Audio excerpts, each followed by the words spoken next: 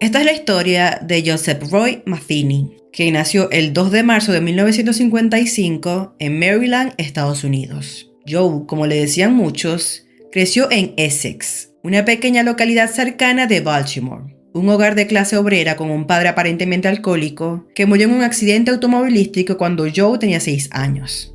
Su madre trabajaba en turnos dobles fuera de la casa, lo que hizo que descuidara a sus 6 hijos. No se conocen muchos otros detalles sobre sus años de juventud, pero según lo que diría él más tarde, fue que sus padres a menudo lo enviaban a vivir con otros familiares en arreglos similares a los de un hogar de crianza.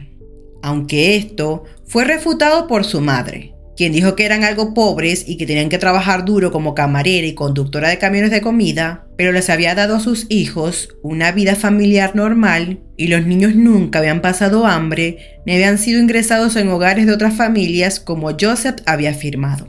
De acuerdo a la madre de Joseph, él era un estudiante por encima de la media, siempre educado y no mezquino cuando era niño. Para 1973, entre sus 18 y 19 años de edad, se unió al ejército de los Estados Unidos, había servido en Alemania y había cumplido una gira en Vietnam. Durante esa etapa de servicio militar, mientras estaba en una unidad de artillería, incursionó en las drogas donde se volvió adicto. Al poco tiempo, por mala conducta, Joseph dejó el ejército. Se había peleado con un sargento que lo había querido hacer adelgazar a base de ejercicios matinales que no soportó. Desde ese momento, había estado pasando tiempo en bares, viviendo con bandas de hombres sin hogar en campamentos improvisados y gastando casi todo su dinero en drogas y licor. Sin embargo, Joseph, quien era conocido irónicamente como diminuto, ya que medía 1,85 de alto, era de complexión grande y tenía sobrepeso, mantuvo un trabajo estable como conductor de montacargas y fue descrito universalmente como inteligente, bien hablado y muy educado. En ese entonces construyó una familia la cual mantenía y cuidaba, por lo que vivió una vida aparentemente normal y sin sobresaltos. No obstante, su vida tuvo un giro radical en julio de 1994. Joseph, quien vivía con su novia y el hijo de ella de 6 años, estuvo en la carretera durante largos periodos de tiempo. Un día llegó a casa y descubrió que su novia, quien era adicta al crack, se había ido dejándolo abandonado, junto con su hijo, al que le había tomado cariño y hasta lo llamaba papá. Tras lo sucedido, Joseph indagó su ubicación medio año después y se enteró de que la mujer vivía con la persona que le suministraba las drogas. Por ello, ambos fueron acusados de negligencia y abuso infantil. Pero aunque Joseph culpó a su exmujer por perder a su hijo, él tampoco pudo recuperarlo debido a su historial criminal, por lo que las autoridades colocaron al menor en estado de adopción. A partir de allí, la vida de Joseph cambió por completo, y ese incidente sería lo que despertó el instinto asesino y caníbal de Joseph. Y es así como, teniendo este contexto, es que vamos al día de los hechos. El día 8 de diciembre de 1996, una mujer identificada como Rita Kemper fue víctima de un secuestro del cual logró huir y pudo denunciar ese mismo día al hombre. Rita dijo a las autoridades que había sido nada más y nada menos que Joseph Matheny. A partir de allí, los oficiales ya tenían fichado al hombre. Sin embargo, ellos pensaban que no iba a ser fácil que lo esposaran y lo llevaran a la comisaría, ya que Joseph medía más de 1,80 m y pesaba 204 kilos. Debido a eso, días después, una decena de agentes se prepararon para lo peor en el departamento en Baltimore donde Joseph vivía. Sorpresivamente, nada de eso ocurrió. El hombre fue detenido sin oponer resistencia, pero lo que no se esperaban los policías era que la detención de rutina se transformaría en una confesión de crímenes horribles. Fue un relato detallado y directo, cuya brutalidad espantó a la policía. En esos momentos, varios oficiales tuvieron que salir al patio trasero porque no pudieron aguantar las cosas que describía. Mientras acomodaba sus más de 200 kilos en la sala de interrogatorio de la comisaría, Joseph describió a la policía con lujo de detalle cómo abusó, asesinó y desmembró brutalmente a trabajadores sexuales y personas sin hogar. Sin embargo, estas víctimas solo sirvieron como sustituto del único objetivo que persiguió durante muchos años: su novia fugitiva. Resulta que después de que su pareja lo abandonó, cegado por la ira y el odio, pasó días buscándolos.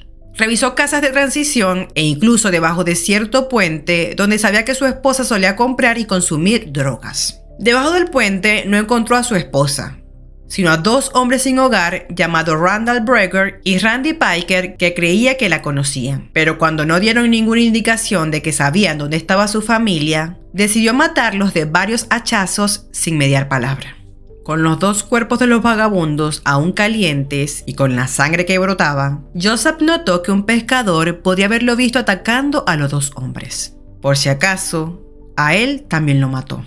Joseph observó los 3 cuerpos y los charcos rojos alrededor. Estaba en shock, no entendía o no quería entender lo que había sucedido. Sin embargo, el hombre intentó ocultar su ataque y arrojó los cuerpos al río.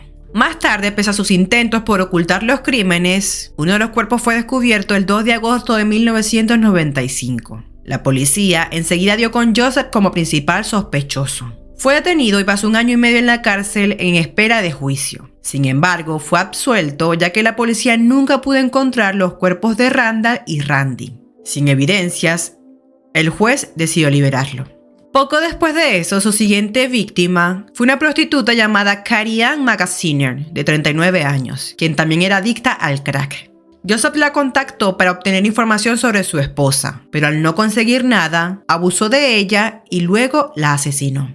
El hombre siguió cometiendo crímenes similares con mujeres que se dedicaban a la prostitución, pero esta vez tuvo una mejor idea para deshacerse de sus cuerpos. En lugar de arrojarlos al río, Joseph llevó los cuerpos a su casa. Allí los desmembró y almacenó las partes más carnosas en su heladera. Lo que no pudo guardar, lo enterró en un lote de camiones propiedad de la empresa de paletas para la que trabajaba. Durante los siguientes fines de semana, mezcló los cuerpos de sus víctimas con carne de vaca y cerdo picado. Así, armó unas hamburguesas. Fue con una parrilla portátil al costado de la ruta en las afueras de Baltimore y las vendía a los viajeros que pasaban. Cada vez que necesitaba más carne especial, Joseph simplemente se aventuraba y buscaba otra trabajadora sexual o un vagabundo. Más tarde le dijo a la policía que no recibió quejas sobre el sabor de la carne, ya que el cuerpo humano tiene un sabor muy similar al del cerdo. Según su confesión, mató a 10 personas y las autoridades dijeron que no había razón para creer que se había detenido allí si no lo hubieran capturado por el secuestro de Rita el 8 de diciembre de 1996. Según los fiscales, Joseph compartió drogas con Rita en el remolque donde vivía, en el sitio de la fábrica de paletas. Ella se negó a tener relaciones sexuales con él y salió corriendo del remolque, por lo que él la persiguió, la golpeó, la arrastró de regreso al remolque y luego le bajó los pantalones e intentó abusarla.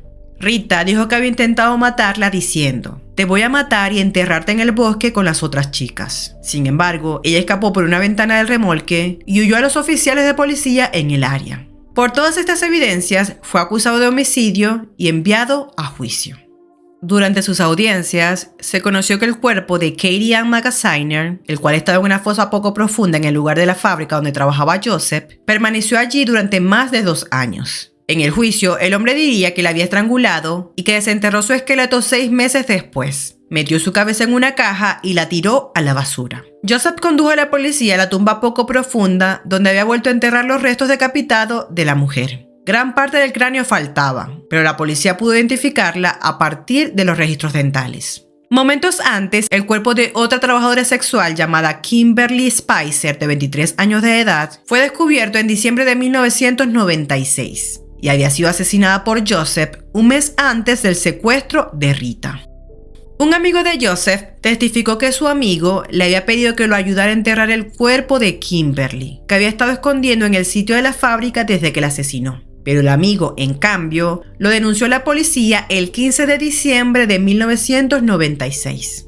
Ese mismo día, Joseph fue arrestado y acusado de asesinato. El dueño del negocio también fue arrestado y fue acusado como cómplice, aunque de esta persona no se obtuvo más información.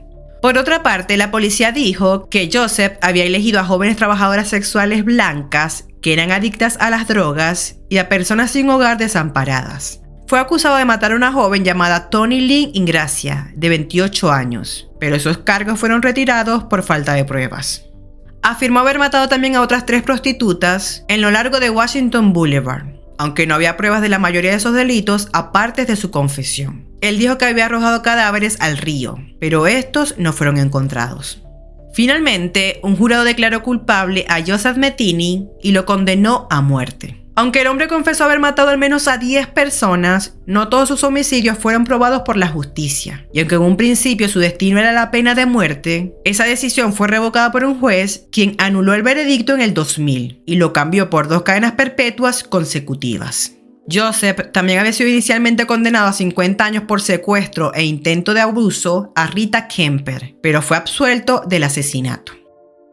Para el 5 de agosto del 2017, y luego de 20 años de encierro, los guardias encontraron a Joseph a sus 62 años inconsciente en su celda. Joseph se había quitado la vida con unas pastillas que nunca nadie pudo explicar cómo ingresaron a la cárcel de máxima seguridad en la que cumplía su condena.